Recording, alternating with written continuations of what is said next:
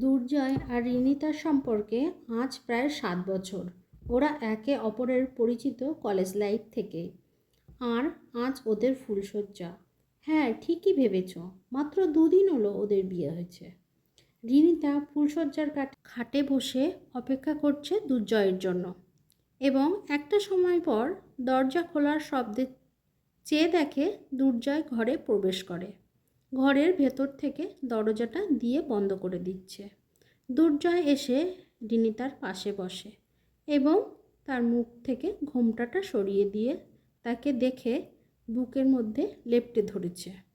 দুর্জয়ের এমন আচরণে রিনিতা ঘাবড়ে গেলেও পর মুহূর্তে দুর্জয়কেও সে জড়িয়ে ধরে। তাহলে ফাইনালি আমরা এক হলাম রিনিতা, আমার কত আনন্দ লাগছে তোমার কি বলবো, বলে পকেট থেকে একটা আংটি বের করে রিনিতার হাতে পরিয়ে দেয় দুর্জয়। আরও একটা ব্যাগ রিনিতার হাতে দিয়ে তৈরি হয়ে আসতে বলে। আজ আমি তোমাকে খুব কাছ থেকে দেখতে চাই রিনি।